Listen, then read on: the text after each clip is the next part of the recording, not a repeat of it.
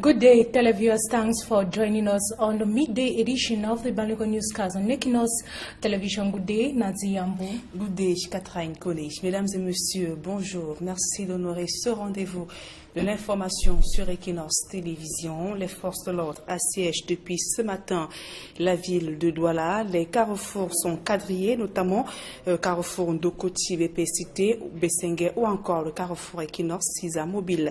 Bonankamouan, les hommes en tenue, ils sont postés pour surveiller les mouvements des personnes et des activistes politiques déclarent qu'ils sont empêchés de sortir de leur domicile pour se mobiliser pour la manifestation, notamment les responsables du SIF, Jean-Michel Nitieux ou encore Carlos Ngwalem. Et sur l'itinéraire de la marche interdite du SIF, le dispositif anti-émeute ne cesse de se renforcer au fur et à mesure que l'on s'approche de l'heure initiale de la manifestation prévue à 13 h. Nous y reviendrons sur ce déploiement des forces de l'ordre avant la fin de ce journal. Le temps d'ouvrir une page triste de l'histoire du Cameroun, la catastrophe ferroviaire d'Ezeka, un an après cet épisode douloureux, reste encore vivace dans la mémoire des victimes rescapées et des familles ayant perdu des proches. Leur nuit a basculé donc vers un enfer tragique.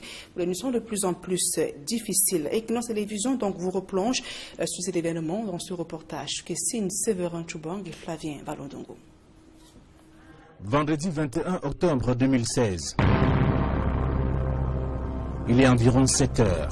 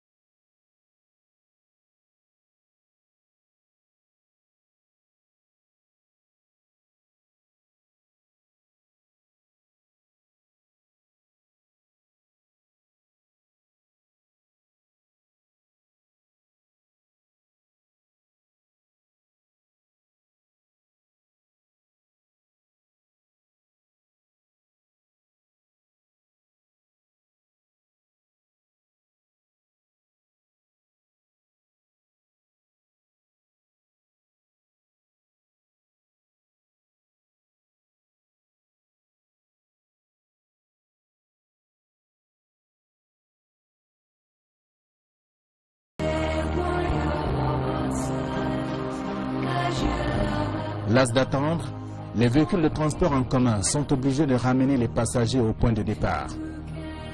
Du coup, l'on observe une véritable ruée vers la Camraille et Camerco.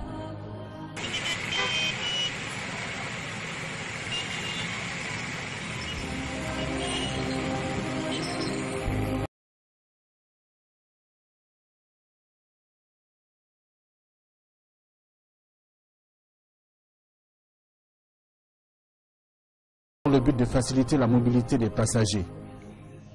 Je prescris à la Camaraille, compte tenu de la gravité de la situation, de mettre en œuvre des mesures spéciales additionnelles pour accroître la capacité de ces trains.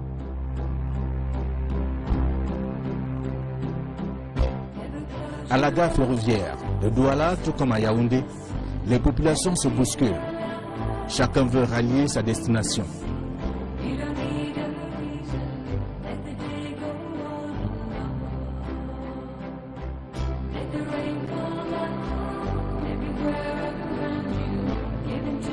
Entre-temps, la proposition faite à Camraille par le ministre des Transports se met en place et le train connaît un grand retard.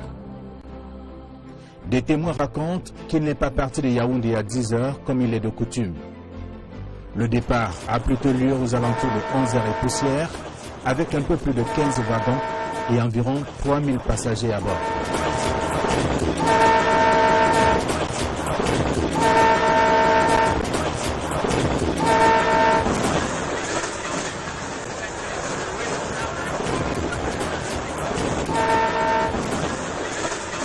Dans les témoignages, on apprend que le départ du train 152 de Yaoundé pour Douala était très lourd.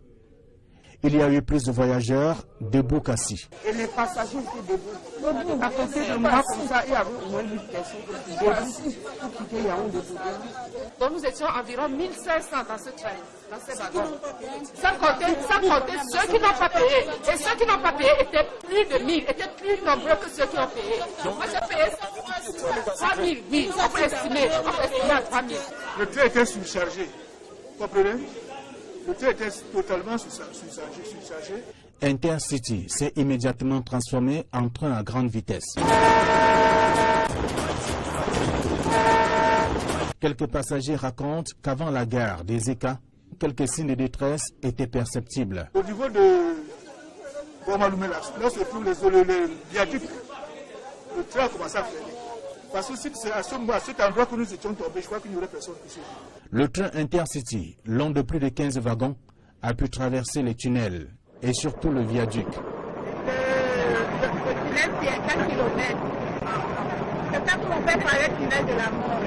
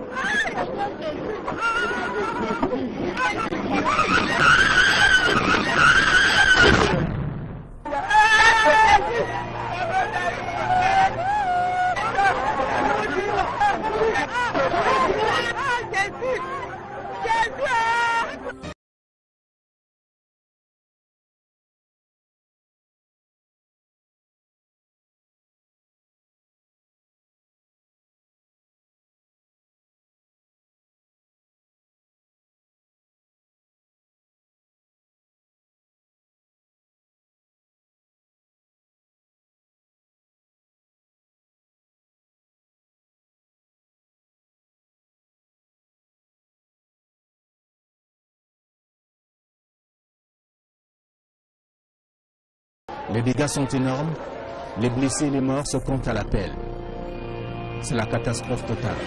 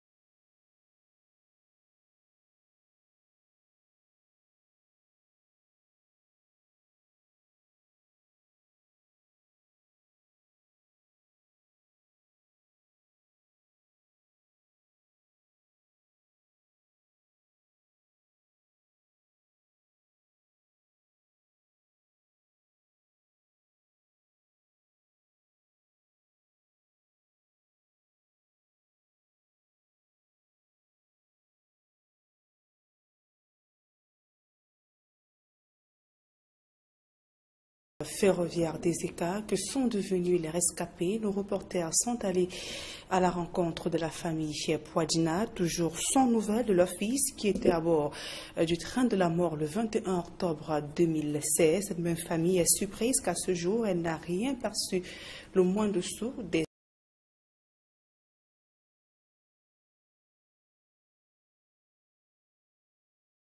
n'arrivent pas à faire le deuil.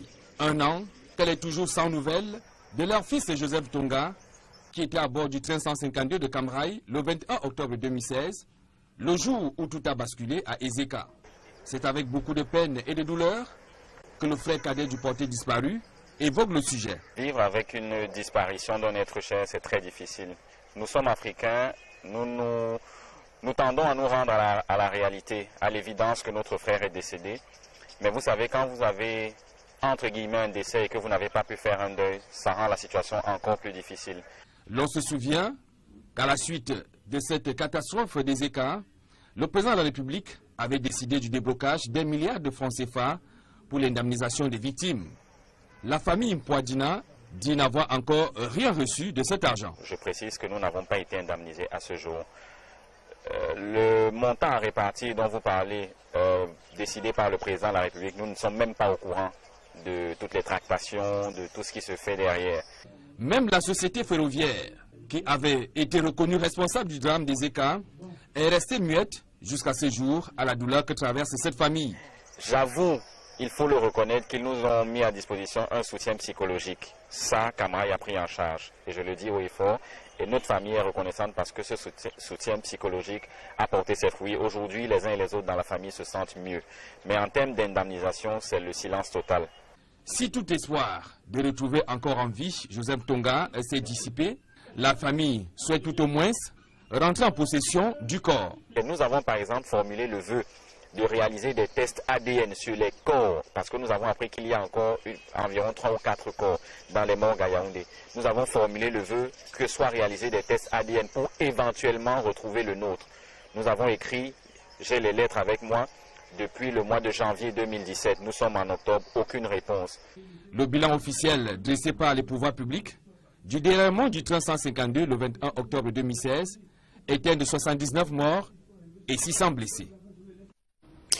Je vous le disais il y a un instant, la ville de Douala assiégée depuis ce matin par les forces de l'ordre, de Bépanda Omnisport en passant par l'école publique d'Edo, l'itinéraire interdit à la circulation. Et on note un fort déploiement de la gendarmerie ainsi que de la police postée sur l'itinéraire où doit se tenir la marche interdite du SDF ce samedi. François Djikomé, Sylvestre Zangaou. C'est entouré de camions anti-émeutes que les habitants du quartier de Panda Omnisport se sont réveillés ce samedi matin. Des policiers et des gendarmes ont envahi l'esplanade du stade de la Réunification, lieu où le SDF a programmé son meeting. Un dispositif fort impressionnant, habituellement sorti pour contenir des débordements. Bien visible, les camions anti-émeutes de la police sont prêts à intervenir. Ceux de la gendarmerie répondent également à l'appel. Des mémoires de reporters, ce dispositif sécuritaire impressionnant n'avait plus été déployé à Douala depuis les émeutes de 2008. L'itinéraire qui a été prévu pour la marche du SDF est interdit à la circulation. Aucun véhicule, aucune moto ne circule. Les populations sont obligées de se déplacer à pied de Bépanda Omnisport jusqu'à l'école publique de Deido. On se lève ce matin et on trouve que partout est sec. On ne comprend rien du tout. On devrait au moins laisser les gens partir au travail d'abord. Moi, je ne viens même pas ici à Douala. Je suis que moi de passage. Je viens maintenant, je vois tout le monde marcher à pied pour arriver là où tu veux. Je demande que c'est quoi. On me dit que vraiment, qu'il y a le SDF qui va défiler. Il fallait qu'on les attend là où ils vont commencer à défiler pour les arrêter. Comment on temporise une grande ville comme ça pour une seule personne? Ça c'est quoi? Non, non, non, non, non, non. Moi qui n'arrive pas à marcher, me voici en route pour marcher. Ça c'est quoi ça? On me fait contourner, tous les postes sont bloqués. Tous les entrées sont bloqués de l'histoire. Je ne comprends rien. Je me suis même arrêté là-bas avec les policiers pour les demander ce qu'il ne va pas. C'est là qu'ils m'ont expliqué qu'il y a la marche de LDF. Je dis que je suis village, on connaissait rien. Je contemplais aussi la voiture, que bon, cette voiture-là n'existe même pas à Tchang. Le sous-préfet de Douala Ier, après avoir interdit la manifestation du SDF, avait annoncé que toutes les mesures seront prises pour empêcher ce parti politique de passer outre cette interdiction. Ce samedi 21 octobre 2017, le fort déploiement de la police et de la gendarmerie a donc été mis à contribution pour cela. Un public reportage à présent. La prestigieuse école Piquet Focam Institute of Excellence vient de célébrer ses nouveaux diplômés en management, ingénierie industrielle déjà engagés à transformer l'Afrique. Reportage. Je vous félicite pour votre engouement. Ils sont 44 lauréats venus pour la plupart du Cameroun, mais également du Mali, du Burkina Faso, du Congo, de la Côte d'Ivoire, de la Guinée et du Sénégal. Inscrits en banking, insurance, puis audit, en risk management, Ils ont bravé avec succès les épreuves théoriques et pratiques et ont inscrit leur nom en lettres d'or dans le palmarès de la 13e édition de la Business Excellence Academy. Je retiens que la formation a été vraiment intense, ça s'est bien passé, donc c'est plus le savoir-être. Nous avons eu des cours comme Corporate Culture où on nous montrait beaucoup de choses qu'on ignorait sur la vie. Donc c'était vraiment intense comme formation. Le premier forcément, ce sont des sentiments de joie, d'émotion, de forte émotion. Et principalement, ce que je veux dire que j'ai appris dans cette formation, c'est la valeur du travail et la source de motivation de tout homme pour le travail. Ce sont des têtes bien faites qui retournent dans leur entreprise, convaincus de la solidité de la formation qu'ils ont reçue au campus de Piquet-Focam, Institute of Excellence. Je voudrais dire que la nouvelle conception qu'on nous a donnée pour le travail est de transformer tout effort en partie de plaisir. Vous verrez que en transformant chaque effort que vous faites en partie de plaisir, vous trouvez entièrement la volonté d'aller jusqu'au bout de votre effort. C'est vrai que c'était une formation de renforcement de capacité. Et à l'issue de la formation, je ressors avec un bagage de connaissances un peu plus énorme par rapport à ce que j'avais avant. Les résultats obtenus par les lauréats sont à la hauteur des attentes. Surtout qu'il fallait obtenir au moins la note de 16 sur 20 pour être déclaré admis. Lorsque nous avons commencé ces formations en 2013, la moyenne de sortie était 14 sur 20. Et on demandait 70 sur 100. Progressivement, nous sommes arrivés à 16. Le badge qui sort aujourd'hui, pour avoir son diplôme, il fallait avoir au moins 16 sur 20, c'est-à-dire 80 sur 100. Et nous avons eu 71% de succès. Nous avons donc des raisons d'être satisfaits. Le directeur de la Business Excellence Academy ne doute pas que cette nouvelle cuvée sera à la hauteur des attentes de leur entreprise. Nous avons un cahier de charge avec les entreprises. Quand elles nous envoient ces jeunes, elles nous disent le profil qu'ils devraient avoir à la sortie. Et nous travaillons sur la base de ce profil que nous avons arrêté d'accord par. Maintenant, après cette formation, les entreprises vont les utiliser et nous allons suivre pour voir comment est-ce que ces jeunes se comportent à leur poste de travail. Évidemment, cela nous permet aussi d'apporter des correctifs à ce que nous faisons pour les générations d'après. Comme il est de tradition, les 5 meilleurs apprenants ont reçu diverses récompenses, dont des prix compris entre 250 000 et 700 000 francs CFA, plus un prix spécial de 200 000 francs CFA offert à chacun d'eux par le docteur Paul Focam Camonier, fondateur de la Piquet-Focam, Institute of Excellence. Un encouragement à persévérer dans l'effort et le travail, seul gage de réussite. À présent, la deuxième partie de ce journal avec vous, Catherine Koni. Thank you, Nazi Yambu. Thank you, televiewers, for staying with us on this second part of the bilingual newscast. On Equinos television, heavy militarization on major streets in Cameroon's economic capital this morning, such as the Social Democratic Front Party planned for a solidarity march that was to take place today, the 21st of October 2017. Politicians have reacted on the ban placed on the solidarity march organized by the SDF party in Douala. Those hailing it indicate it was now a show of political parties and not SDF, and that it was certainly not going to help solve the crisis in the Anglophone regions. Others snubbed at the decision, promising to march alongside SDF militants, saying political freedom must be respected in Cameroon. Members of the General Assembly of the Sawa people have taken side with the divisional officer for Douala 1 subdivision who banned on SDF planned rally today, the 21st of October. Ngondo has urged for the respect of the administrative decision and urged the opposition party to not bring the Anglophone crisis into the littoral region. Details with Mimi Mefo. Ngondo stands with the administration and rejects plans by the Social Democratic Front and other opposition parties to organize a rally on October 21st in solidarity with the Anglophone population in Cameroon. Meeting in Douala Friday, the members of the General Assembly of the Sawa people said that the rally is aimed at worsening an already complicated and unstable social climate in the country.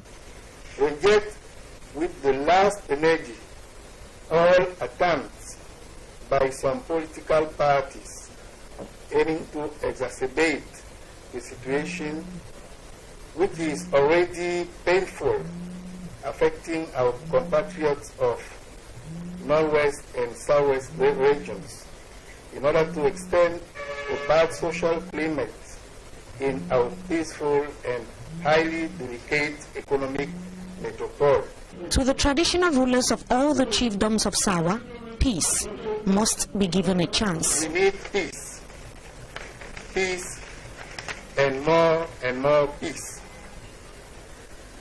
so that Douala can continue. Douala needs and need again so highly peace, order and cohesion, and so forth will not in any cost be left an uncontrollable situation. The socio-economic stakes of the planned gathering of the city of Douala is what Ngondo worries about, and they have vowed to ensure that Douala and the littoral region in general continues to enjoy peace and stability. Ngondo invites the population of this city, where beats the heart of our country and of all origins, to prioritize without relating peace. The chiefs, however, noted that they are not indifferent about the plight of the English-speaking population, but maintained that the current crisis must be resolved through a constructive dialogue. We are all concerned by the revendications of our citizens of Anglophone regions and demand our attention at any time from all frenetic agitation, manipulation, recuperation, but in a constructive and republican dialogue with the government stand for. Critics have said that the stance of Ngondo is not a surprise. 1 year after the train or the Izeka train derailment, the memories of the shocking incident still remains fresh in the minds of family members. Several persons who were on board the train are still unaccounted for. A reporter spoke to a man whose brother's whereabouts is still unknown. Details in the following report. Vivre avec une disparition d'un être cher, c'est très difficile. Ruben Michel expresses anguish over the death of their brother during the Izeka train accident last year. The family has not succeeded till date to find the mortal remains of their brother, who they claim was involved in the train crash that claimed lives of hundreds of persons. Je précise que nous n'avons pas été indemnisés à ce jour. The family is saddened that they were sidelines in the payment of indemnities of families who lost loved ones during the crash. Au début, les enfants ont demandé des nouvelles de leur père. Joseph Ntonga, as he was called, left behind 2 kids who are still asking of his whereabouts. His absence is a shock to his 2 kids, and raising them, according to Ruben Michel, is another burden for the family to bear. He added that several letters have been written to Camrai for investigation to be opened on his brother, but hasn't received any reply from them. However, we did not succeed in our attempts to know more about the 1 billion francs CFA President Paul Biya promised to victims of the Izeka train accident. Though a year now, memories of the Izeka train accident are still fresh in minds as if it happened yesterday. Several families illegally occupying land around the foot of Mount Ngaoundéré have spent the night in an open air after their houses were demolished Thursday by the authorities of the Ngaoundéré City Council. The government delegate to the Ngaoundéré City Council says the destruction is aimed at protecting the lives of the people who built in the risk zone. Details with Ekwe. Inhabitants living at the foot of Mount Gandiri in the Gandiri 1 municipality were in total consternation and profound sadness Thursday as they saw their buildings being demolished by elements of the Gandiri City Council. Many couldn't retain their tears as they saw their houses being brought down. Haman Bernard, a victim, laments, saying he doesn't know where to go with his pregnant wife and 3 children. Pour le moment, je n'ai même pas la force encore, c'est-à-dire que je suis dans la famille. J'ai une femme, j'ai un enfant, en plus même ma femme est enceinte. However, according to the government delegate to the Gandiri City Council, Amadou Dawa, the inhabitants had been warned on several occasions to leave the area considered as a risk zone. But the call seems to have fallen on deaf ears. Chaque fois on vient, on casse quand même une partie, on repart. Donc immédiatement, ils refont leur maison. Reports say months ago an individual lost his life in this neighborhood after a rock rolled down from the mountain before crushing him. A situation which the authorities say they don't want the scenario to repeat itself. Officials are drafting plans to relocate the demolished victims, a move which critics say is like putting the ox behind the plow. Nonetheless, authorities of the Gandiri City Council have promised to carry out constant check in the area to make sure no construction takes place there. Heavy militarization on Major Street in Cameroon's economic capital today, the 21st of October, after the Social Democratic Party plans for a solidarity march. Details with Innocent Azim. By 5:30 a.m. Saturday, October 21, security forces comprising police and gendarmes surrounded Bepanda and the surrounding vicinities upon the instruction of the divisional officer for Douala 1, all in a bid to suppress the SDF Solidarity March scheduled for 1 p.m. despite its ban. All junctions and entrances, including streets, in every localities in Bepanda were heavily militarized, with police and gendarmes stationed at least after 100 meters. Beidou, Ndokoti, Bepesite, among others, witnessed heavy deployment of security forces. Omnisport Stadium was completely colonized by the security forces, ready to dissolve any manifestation by the SDF and other political party militants with water cannons and tear gas. Pedestrians were not permitted to walk in groups. Those carrying bags were intimidated, with a thorough search conducted to know its content. Phone calls were as well restricted in some areas and taking of images. This reporter and the cameraman Francois Dikome were intimidated by police of the Bepanda Southern District Police Station for filming in their zone, which they say is strongly restricted. Our camera, mobile phones and bags containing other gadgets confiscated. They forcefully erased images taken in their zone, had us released and evacuated from their zone. However, the population who got up Saturday morning headed to work and market on foot as circulation in Bepanda was prohibited. Strangers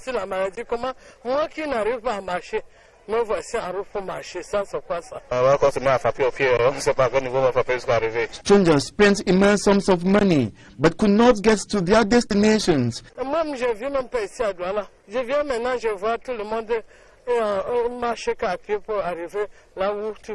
me fait contourner, tous les postes sont bloqués, tous les entrées sont bloqués de l'histoire.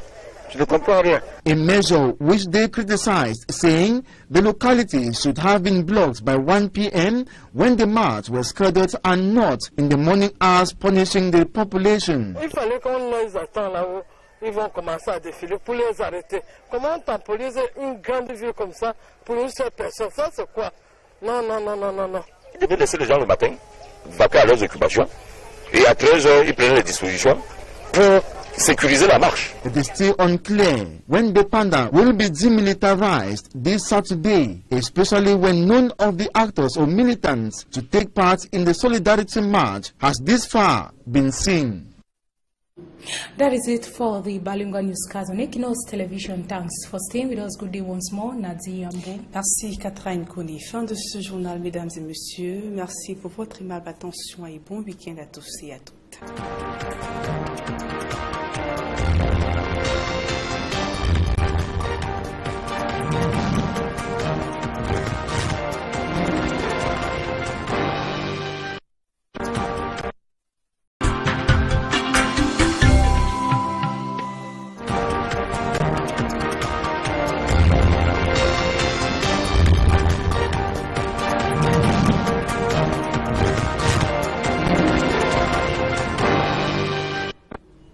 Good day, televiewers. Thanks for joining us on the midday edition of the Balogun Newscast on Equinos Television. Good day, Nazi Yambo.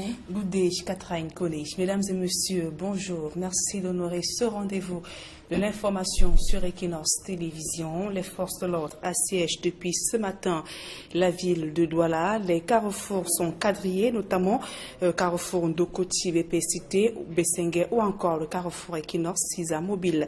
Bonacamouan, les hommes en tenue, ils sont postés pour surveiller les mouvements des personnes et des activistes politiques déclarent qu'ils sont empêchés de sortir de leur domicile pour se mobiliser pour la manifestation, notamment les responsables du SIF, Jean-Michel Nidieu ou encore Carlos Ngwalem. Et sur l'itinéraire de la marche interdite du SIF, le dispositif anti-émeute ne cesse de se renforcer au fur et à mesure que l'on s'approche de l'heure initiale de la manifestation prévue à 13h. Nous y reviendrons sur ce déploiement des forces de l'ordre avant la fin de ce journal. Le temps d'ouvrir une page triste de l'histoire du Cameroun, la catastrophe ferroviaire d'Ezeka, un an après cet épisode douloureux, reste encore vivace dans la mémoire des victimes rescapées et des familles ayant perdu des proches. Leur nuit a basculé donc vers un enfer tragique.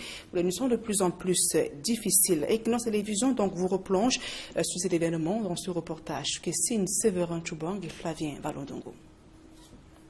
Vendredi 21 octobre 2016. Il est environ 7 heures.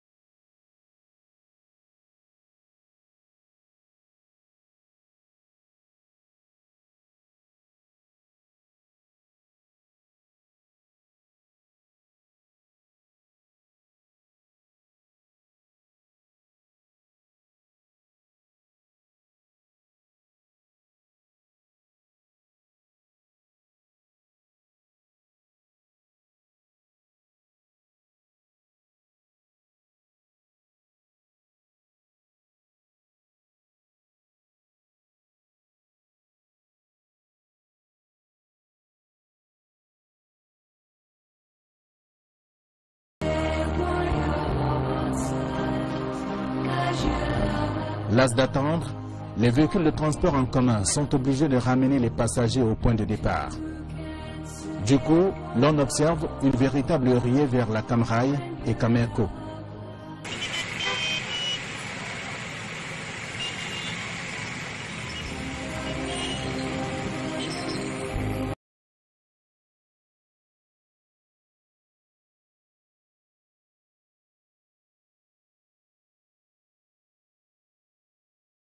Le but de faciliter la mobilité des passagers.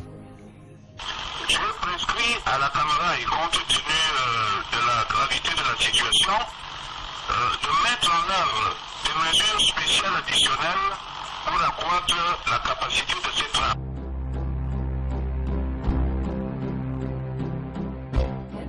À la gare ferroviaire de Douala, tout comme à Yaoundé, les populations se bousculent.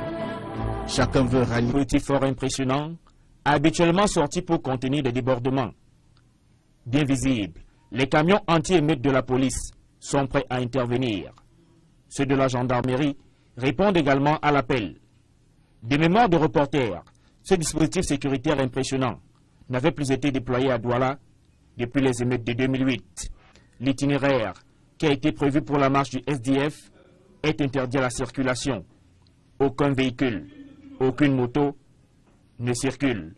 Les populations sont obligées de se déplacer à pied, de Bepanda Omnisport jusqu'à l'école publique de Deido. On se lève ce matin et on trouve que partout est sec, on ne comprend rien du tout. On doit au moins laisser les gens partir au travail d'abord. Moi, je viens même pas ici à Douala. Je suis que moi de passage.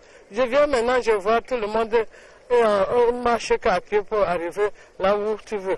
Je demande que c'est quoi, on me dit que vraiment, qu'il y a le SDF qui va défiler. Il fallait qu'on les attend là où ils vont commencer à défiler pour les arrêter. Comment on temporise une grande ville comme ça pour une seule personne? Ça c'est quoi? Non, non, non, non, non, non. Moi qui n'arrive pas à marcher, Me voici en route pour marcher, ça c'est quoi ça? On me fait contourner, tous les postes sont bloqués. Tous les entrées sont bloqués de l'histoire. Je ne comprends rien. Je me suis même arrêté là-bas avec les policiers pour les demander ce qu'il ne va pas. C'est là qu'ils m'ont expliqué qu'il y a la marche de LDF. Je dis que je suis villageois, on connaissait rien. Je contemplais aussi la voiture, que bon, cette voiture-là n'existe même pas à Tchad. Le sous-préfet de Douala Ier, après avoir interdit la manifestation du SDF, avait annoncé que toutes les mesures seront prises pour empêcher ce parti politique de passer outre cette interdiction. Ce samedi 21 octobre 2017, le fort déploiement de la police et de la gendarmerie a donc été mis à contribution pour cela. Un public reportage à présent. La prestigieuse école Piquet Focam Institute of Excellence vient de célébrer ses nouveaux diplômés en management, ingénierie industrielle déjà engagés à transformer l'Afrique. Reportage. Je vous félicite pour votre engouement. Ils sont 44 lauréats, venus pour la plupart du Cameroun, mais également du Mali, du Burkina Faso, du Congo, de la Côte d'Ivoire, de la Guinée et du Sénégal. Inscrits en banking, insurance, puis audit, en risk management. Ils ont bravé avec succès les épreuves théoriques et pratiques et ont inscrit leur nom en lettres d'or dans le palmarès de la 13e édition de la Business Excellence Academy. Je retiens que la formation a été vraiment intense, ça s'est bien passé, donc c'est plus le savoir-être. Nous avons eu des cours comme Corporate Culture où on nous montrait beaucoup de choses qu'on ignorait sur la vie. Donc c'était vraiment intense comme formation. Le premier sentiment, ce sont des sentiments de joie, de forte émotion. Et principalement, ce que je veux dire que j'ai appris dans cette formation, c'est la valeur du travail et la source de motivation de tout un pour le travail. Ce sont des têtes bien faites qui retournent dans leur entreprise, convaincus de la solidité de la formation qu'ils ont reçue au campus de Piquet Focam, Institute of Excellence. Je voudrais dire que la nouvelle conception qu'on nous a donnée pour le travail est de transformer tout effort en partie de plaisir. Vous verrez que en transformant chaque effort que vous faites en partie de plaisir, vous trouvez entièrement la volonté d'aller jusqu'au bout de votre effort. C'est vrai que c'était une formation de renforcement de capacités. Et à l'issue de la formation, je ressors avec un bagage de connaissances un peu plus énorme par rapport à ce que j'avais avant.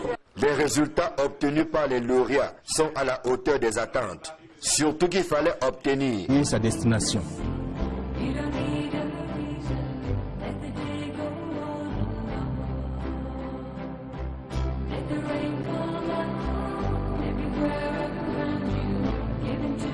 Entre-temps, la proposition faite à Camraï par le ministre des Transports se met en place et le train connaît un grand retard.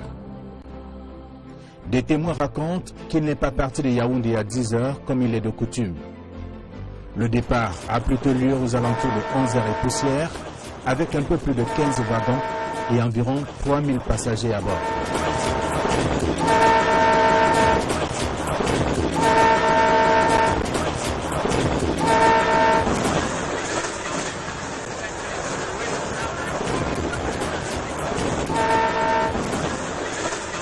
Dans les témoignages, on apprend que le départ du train 152 de Yaoundé pour Douala était très lourd. Il y a eu plus de voyageurs debout qu'assis. Et les passagers étaient debout. À côté de moi, comme ça, il y avait au moins 1000 personnes debout pour quitter Yaoundé. Donc nous étions environ 1500 dans ce train, dans ces wagons. Sans compter ceux qui n'ont pas payé. Et ceux qui n'ont pas payé étaient plus de 1000, étaient plus nombreux que ceux qui ont payé. Donc moi j'ai payé 3000, oui, on peut estimer à 3000. Le train était surchargé, vous comprenez?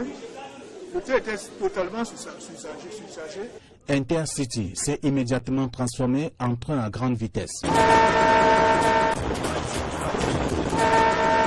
Quelques passagers racontent qu'avant la gare des Eka, quelques signes de détresse étaient perceptibles. Au niveau de Bomaloumé, là se trouve les viaducs. Le train a commencé à freiner. Parce que c'est à cet endroit que nous étions tombés, je crois qu'il n'y aurait personne ici. Le train Intercity, long de plus de 15 wagons, a pu traverser les tunnels et surtout le viaduc. Le tunnel qui est 4 km qu'on fait par le tunnel de la mort.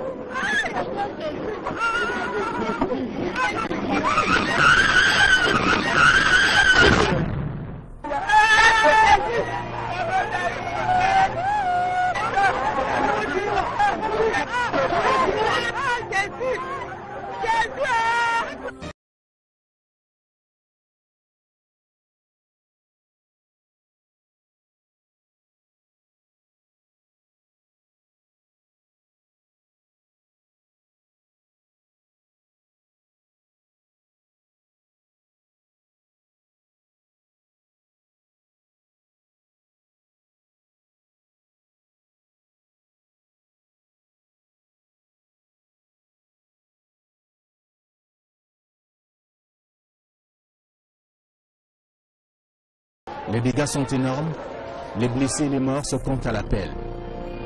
C'est la catastrophe totale.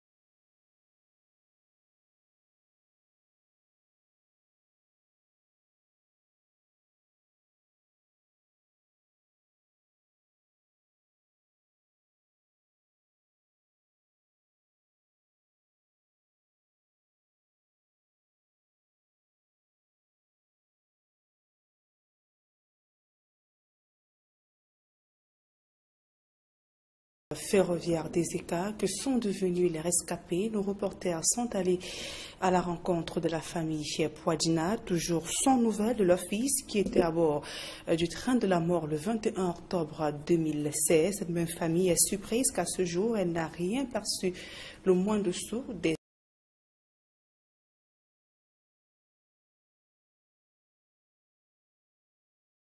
n'arrive pas à faire le deuil. Un an qu'elle est toujours sans nouvelles de leur fils Joseph Tonga, qui était à bord du train 152 de Cam Rai le 21 octobre 2016, le jour où tout a basculé à Ezeka.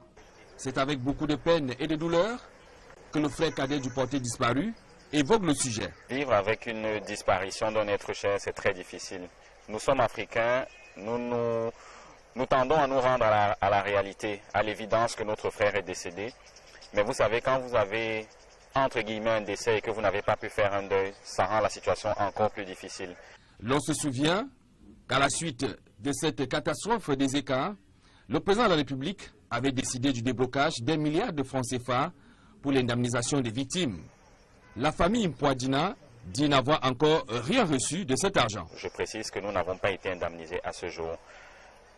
Le montant à répartir dont vous parlez, décidé par le président de la République, nous ne sommes même pas au courant de toutes les tractations, de tout ce qui se fait derrière.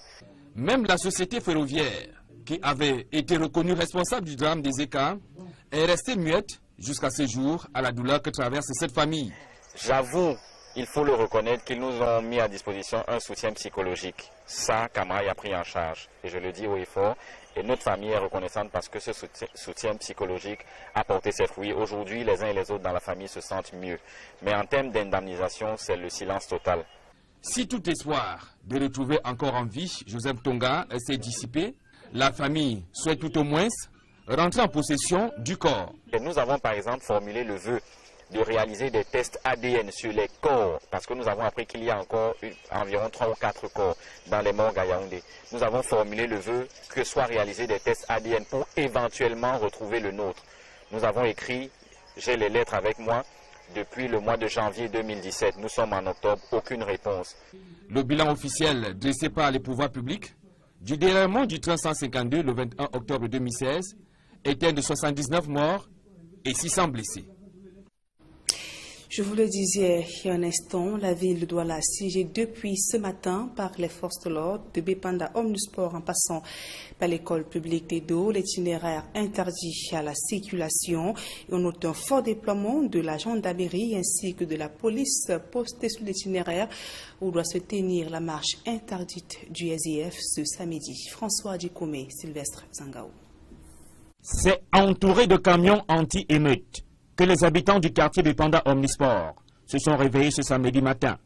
Des policiers et des gendarmes ont envahi l'esplanade du stade de la Réunification, lieu où le SDF a programmé son meeting. Au moins la note de 16 sur 20 pour être déclaré admis. Lorsque nous avons commencé ces formations en 2013, la moyenne de sortie était 14 sur 20. Et on demandait 70 sur 100. Progressivement, nous sommes arrivés à 16. Le badge qui sort aujourd'hui, pour avoir son diplôme, il fallait avoir au moins 16 sur 20, c'est-à-dire 80 sur 100. Et nous avons eu 71% de succès. Nous avons donc des raisons d'être satisfaits. Le directeur de la Business Excellence Academy ne doute pas que cette nouvelle cuvée sera à la hauteur des attentes de leur entreprise. Nous avons un cahier de charge avec les entreprises. Quand elles nous envoient ces jeunes, elles nous disent le profil qu'ils devraient avoir à la sortie. Et nous travaillons sur la base de ce profil que nous avons arrêté d'accord par. Maintenant, après cette formation, les entreprises vont les utiliser et nous allons suivre pour voir comment est-ce que ces jeunes se comportent à leur poste de travail. Évidemment, cela nous permet aussi d'apporter des correctifs à ce que nous faisons pour les générations d'après. Comme il est de tradition, les 5 meilleurs apprenants ont reçu diverses récompenses, dont des prix compris entre 250 000 et 700 000 francs CFA, plus un prix spécial de 200 000 francs CFA offert à chacun d'eux par le docteur Paul Fokam Kamonier, fondateur de la Piquet Fokam, Institute of Excellence. Un encouragement à persévérer dans l'effort et le travail, seul gage de réussite. À présent, la deuxième partie de ce journal avec vous, Catherine Koni. Thank you, Nazi Yambu. Thank you, televiewers, for staying with us on this second part of the bilingual newscast. On Equinos Television, heavy militarization on major streets in Cameroon's economic capital this morning, such as the Social Democratic Front Party planned for a solidarity march that was to take place today, the 21st of October 2017. Politicians have reacted on the ban placed on the solidarity march organized by the SDF party in Douala. Those hailing it indicate it was now a show of political parties and not SDF, and that it was certainly not going to help solve the crisis in the Anglophone regions. Others snubbed at the decision, promising to march alongside SDF militants, saying political freedom must be respected in Cameroon. Members of the General Assembly of the Sawa people have taken side with the divisional officer for Douala 1 subdivision who banned on SDF planned rally today, the 21st of October. Ngondo has urged for the respect of the administrative decision and urged the opposition party to not bring the Anglophone crisis into the littoral region. Details with Mimi Mefo.